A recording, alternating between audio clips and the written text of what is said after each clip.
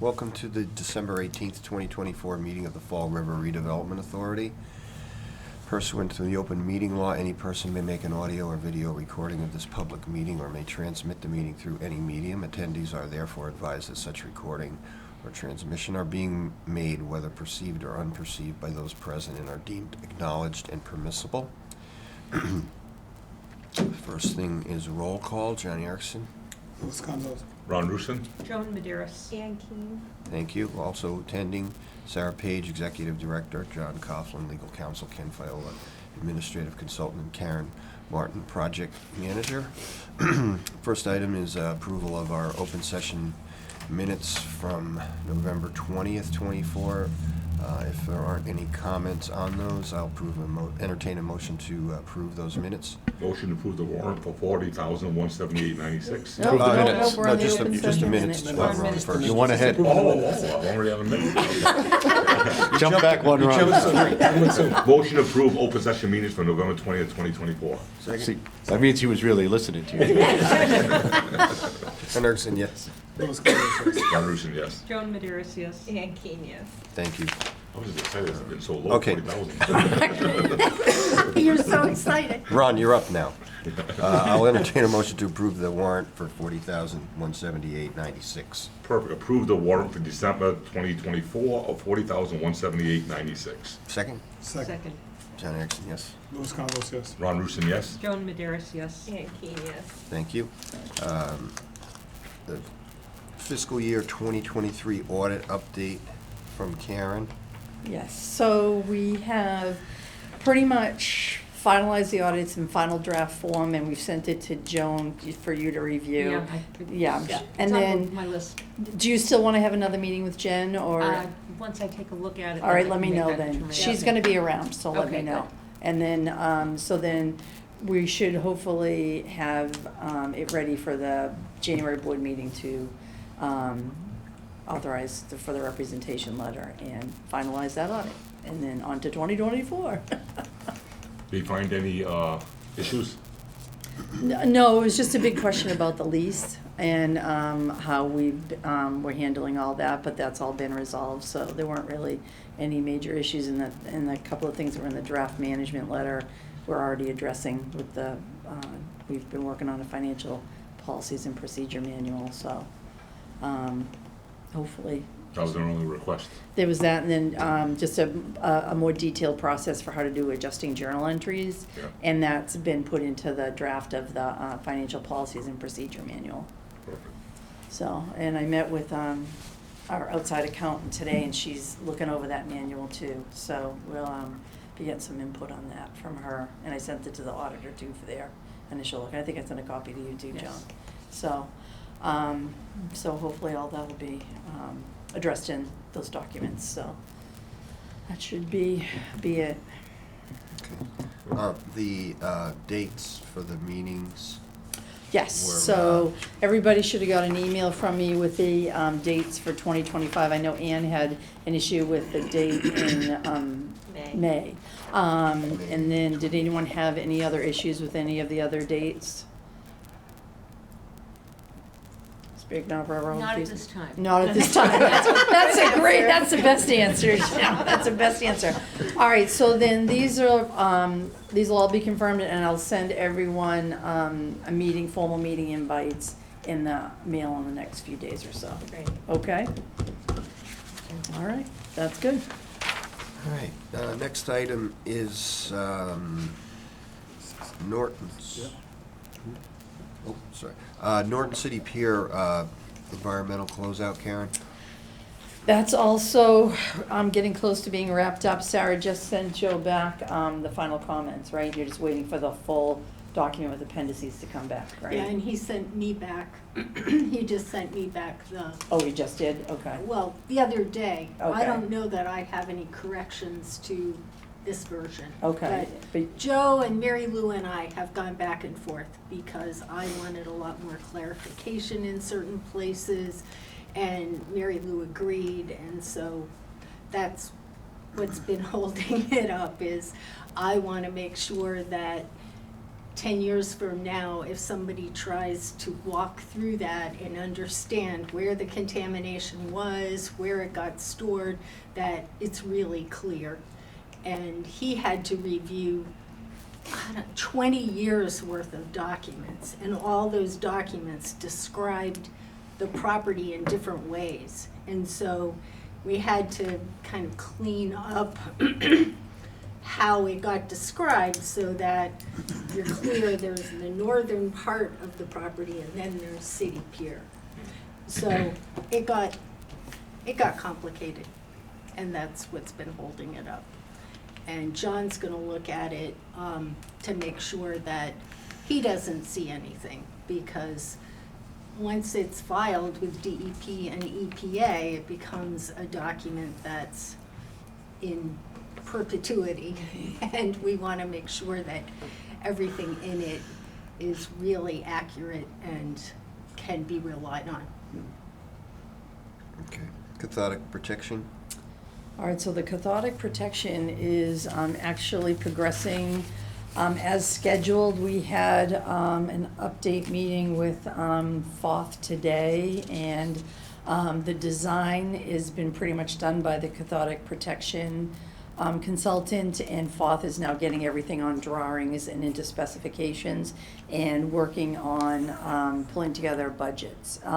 It looks like we're gonna need roughly 109 cathodes to be installed out at the pier, and it looks like it could come in within budget. And one of the things that they, based on the cathodic engineer's review, that he thought would be pretty beneficial for the the areas of the sheet piling that will remain exposed. There's this coating you can put on, I think it's called Denso, and that can also help stop the corrosion of the exposed sheet piles. So they're gonna put together, they're talking to the product manufacturers of that to get specs and recommendations and pricing, and they're gonna give us a budget for that too, based on the square footage that we'd have. You could do the whole thing, you could potentially do just the seams in so many inches on either side of the seams. So depending on where the numbers fall, we could see if we have, what we have remaining in our budget potentially, and maybe even shift some dollars within that grant possibly also, but more to come on that. We hope to have some more answers by our next meeting in January. They are also proceeding with pulling together the Concom permitting and hope to get that on the agenda for the February meeting. And they're working on the notice to the Army Corps also. So it looks like the project's on schedule. We'll probably be bidding it, have all the bid documents and everything done by May, June, and then bid right after that, and then install based on the bids. Is the coating black, do you know? The coating they're I don't know, talking I asked him to make sure that we got a copy of the specs. My guess is probably on all those coatings, it'd be black or gray, so it's probably one of those colors. about?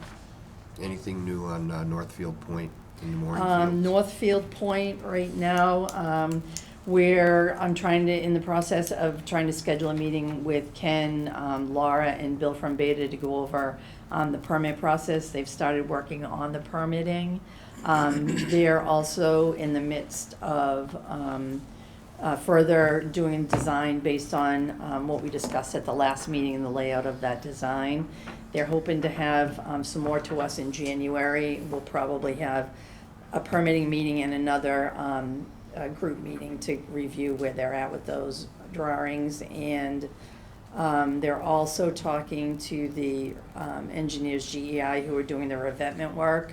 It just seemed like the budget numbers that they had originally proposed seemed a little on the low side for the amount of work that had to be done, so they're truth checking that with them. So we're kind of plugging along with that too. But it does look like for funding, we did find out that, for grant work to actually do the work, the Seaport Economic Council grant should be coming out at some point, hopefully in early 2025, but it won't be awarded until June.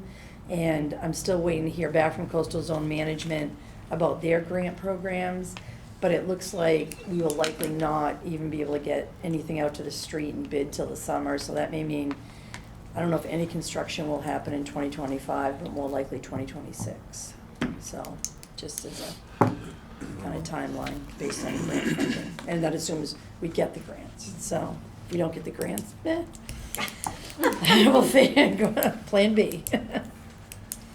Okay, Sarah, do you want to talk about Pleasant Street, Flint, Herb? Yes. So the urban renewal plan is moving along. Emily has gone through and made some of the changes we need to make. We had talked at the last meeting about the fact that we're going to kind of remove projects that are really city projects. And so she's been reworking things, and first she was responding to all the questions and requests of the housing department, and she waited to answer those until we knew what MIPA was going to require. So she's been going through and reworking the urban renewal plan, and then it needs to go to Ty and Bond, our engineering firm, and they need to rerun analysis and work on a number of aspects of it. And I have a call into Mass Housing because we still have money left in a grant that we were awarded, but the money was supposed to be to implement projects, to maybe hire a consultant to advise us on one of the projects we have in our plan. And instead, we're asking them to let us just use that to pay Ty and Bond more to do all the engineering analysis and writing that needs to be done to revise it to go to MIPA. But we're at least feeling like we've come up with strategies that will work. And for example, we had in there the project of Stafford Square, and engineers had run all the analysis that MIPA requires. So we're removing that, and they're both going to be showing a 4-story building on Pleasant Street, just an imagined 4-story on one of the lots that would be buildable. And then they have to run all the numbers to show how much more energy will be used, how much more pollution that energy could generate, and how many more cars could go through the neighborhood because of that building. And so that's the next project. And it's just so much analysis. And so that's kind of where we are with that. She's sending a new revision. I'm really happy that we'll have that to review in the next week or so. And what I want to suggest and request is that I think we need to probably pay Innes Associates another $10,000 for all of this rewriting and additional work. And so I would like to be able to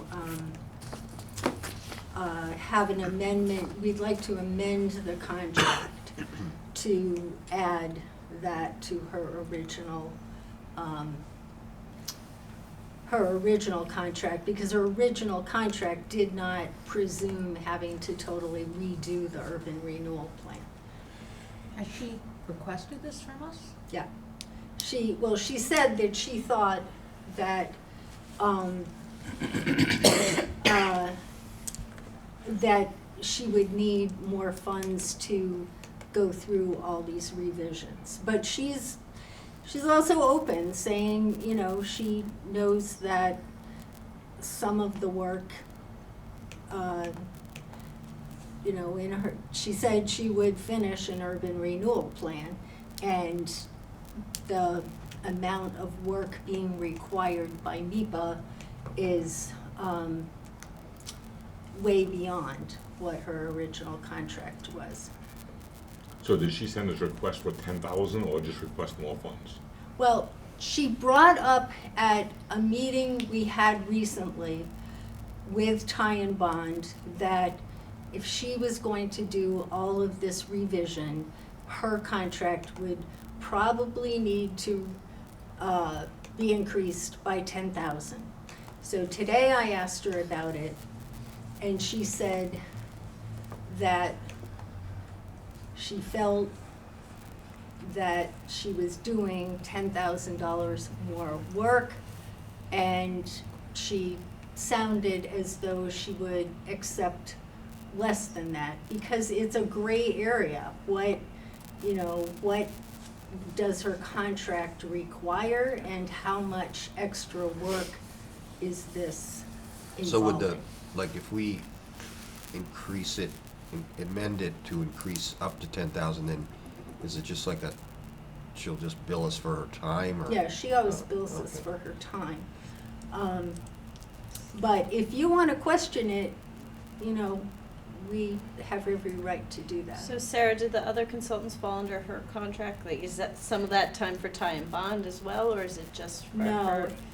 the Ty and Bond are saying that they need, so what happened was when we found that we had to do much more for NEPA, we had Ty and Bond change their contract over to Mass Housing. So Mass Housing, where we have a grant to cover our urban renewal plan work, they contracted directly with Ty and Bond for this second piece of work that was never foreseen in Emily's original contract. So we don't have to pay their portion, it's just her portion then, Right. it's under the 10,000. But as I was saying, I need Mass Housing to really confirm that, because our previous program officer was adamant that they didn't want all their funds being sucked up by the NEPA work. But I think the new person we're working with there understands what we're going through. And I don't really want to move, if we were to have to pay Ty and Bond ourselves, we'd have to move it out of the contract they're working through Mass Housing and create a new contract. And it took months to get the one created with Mass Housing. So I think that the only amount that we're going to have to pay is the 10,000, whatever we decide we'd be willing to increase for Emily. And it may be that we should wait for her to really give us an outlined proposal. And is this triggering anything from a procurement standpoint? From a No. what standpoint? did you say? Bidding. Because we had to initially put this out to bid. Right. So these changes aren't going to be affected by any of the rules around that. I'd have to look, what was the original bid, do you remember? 165? Yeah, so you can do 25% Yeah. increase under 30B, so as long as you stay under the Okay. 25. All And the right. fact that Ty and Bond is no longer part of ours, because Mass Housing pays a lot of consultants for this kind of work directly. Mhm. And so they'll pay that, and then this is far below a 10%. So why don't you just have her submit a proposed change order Yeah. and take it up? Yeah, exactly. Yeah. We need it documented. Yeah. Yeah. Two things. You mentioned that we're gonna change like Stafford Square and a couple other things, a couple little projects, without limit the MEPA that we have to actually do by taking those out, and then would that make a difference in also the price too? And the other thing I'll always ask is, she signed a contract to do this renewal plan, she didn't know that was part of it? She didn't know that MEPA would,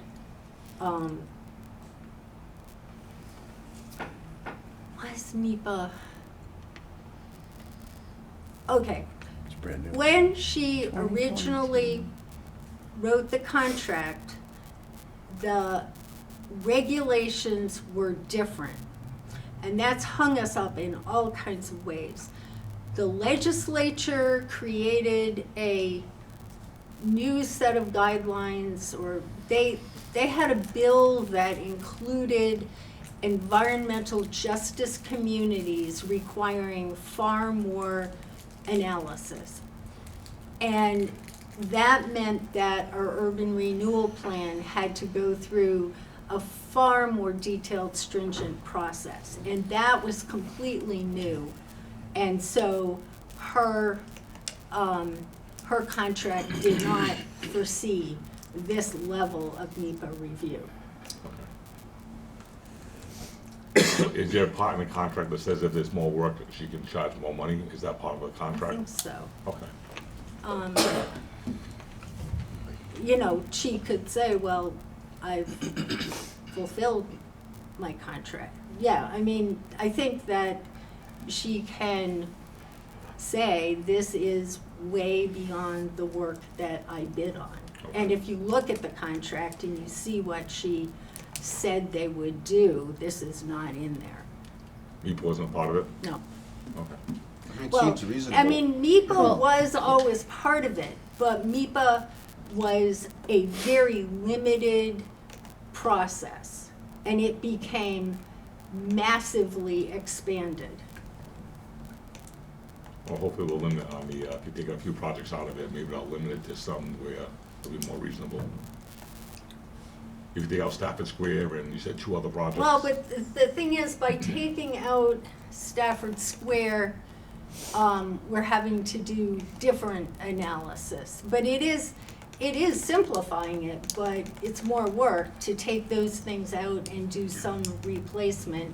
And then there are lots of things that MEPA is requiring. And she's carefully writing it so that MEPA's not gonna come back. Well, the goal is that MEPA can't then come back to us and ask 20 more questions that we have to answer.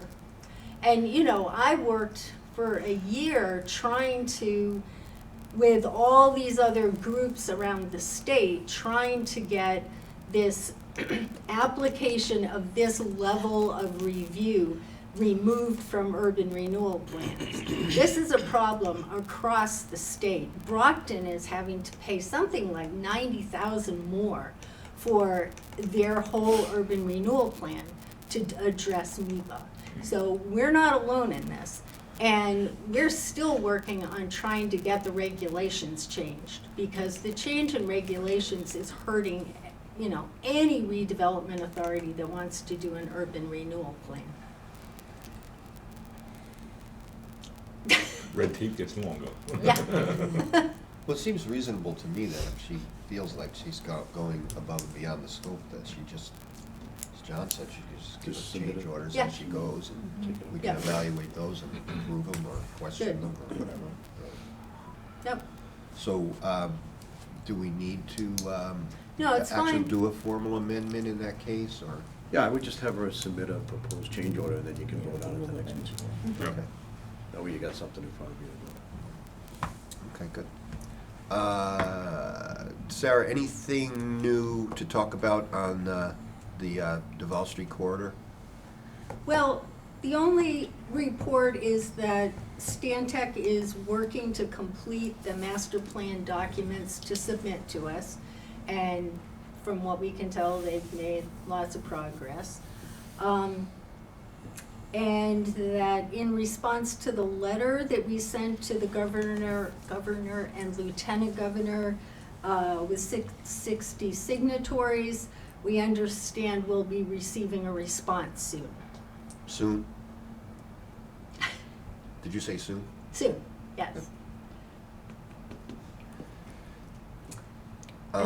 Is that meeting in January, the 7th or the 8th, is that the last one? Yeah, that's the last meeting we think we're having with developers that are interested in commenting on our plan and considering if they might at some point want to, you know, talk seriously about being involved in it. Okay. Update on the north downtown area. Well, I want to thank a number of you for coming to that meeting that we had a few weeks ago to talk about how to kind of take what we did as part of the transformative development initiative that we have been working on for about 4 years with Mass Development, and kind of taking that to a next step.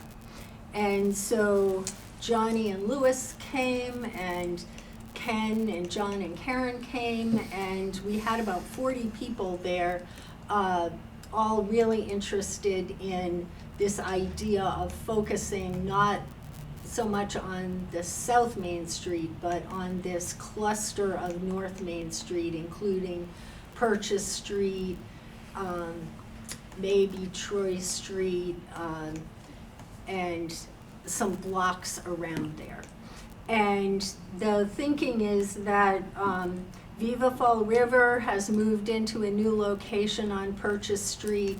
It has a patio area with the vision that in the summer and the spring, they'll have concerts, and the restaurants in that area can provide food, and it can be just a really vibrant area. So a lot of the discussion the other night was about collaboration among the restaurants, collaboration with businesses, and trying to really have vibrant activity in that area. And it may involve more lighting, it may involve closing a street. So all of that is going to be carried forward through a number of meetings. The new TDI fellow was introduced, Nick Schoenberger. I had mentioned him at the last meeting, and he's going to be with us for a year. And he has a really great background. He's very enthusiastic. So he'll be working with us on this planning. We're going to have our next meeting January 16th. It will be at the Creative Class Building, and I think it's in the groundwork space. And the other piece of this is that we've kind of come to realizing that there are lots of groups that really are excited about all these kind of social activities, restaurant activities, and that group will meet once a month. And Ken has agreed to call some of the property owners together for a somewhat separate meeting to try to find out what their key priorities are, that we can then work with them to strategize what might we want to try to do to address those priorities. So this was kind of how we were working before in our TDI partnership, but I think this is a good strategy of kind of having two different tracks. And it should lead to a lot of exciting activity come spring. But there's stuff happening now. Viva Fall River is having all kinds of activities. There's a trolley event on Sunday, and you've probably gotten the invitations. So, so that's movement that seems really good for North Downtown. Johnny and Louis, do you have any comments after having attended? Well, there seemed to be a lot of energy there, a lot of interest. I've always, since I first moved here, I always thought that was kind of a restaurant, haven. Yeah. With all the places you could go around, walk around to. I thought it was good conversations after she spoke. I thought it was pretty good. Everyone stuck around and got in their little groups and talked about ideas. So I thought that was good. Yeah. What's the trolley Sunday? I didn't receive the invitation. There's, there have been various activities related to this new trolley, and Yeah. so this idea is to have a Christmas carol group. I think they're professional singers, and they're gonna go from stop to stop by trolley.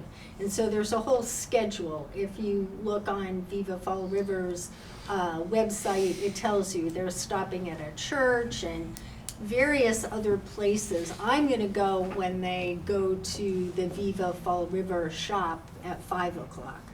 But I think it starts at 2, and it kind of goes different places, and it's a fun idea. Yeah. Sam from the mayor's office is gonna be on the trolley with them, and each location where they stop is supposed to have activities for kids, and, you know, when you stop at 5 o'clock at Viva Fall River, Choco Latte is going to have a cocoa station where you can get cocoa, so, or hot chocolate. So, there are different things at all the different places.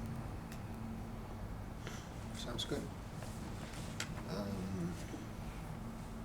If there's no other matters for the open session, the chair makes a finding that an open session would have a detrimental effect on the negotiating position of the public body. The purpose of the executive session is to approve the executive session minutes from November 20th, 24, discuss strategy with respect to potential real estate transactions for properties located at Assessor Map 22, Lot 9 on Duval Street at the corner of Turner Street, 45 Anawan Street, and 191 Commercial Drive property. I'll entertain a motion to enter into executive session, and we will not return to open session. We're not returning? No, we're not Okay. returning. Motion to go into executive session, and I will end the meeting for tonight. Second? Second. John Erickson, yes? Wisconsin's, yes. Ron Rushin, yes? Joan Maderis, yes. Ann Keen, yes. Thank you. Happy holidays, everyone.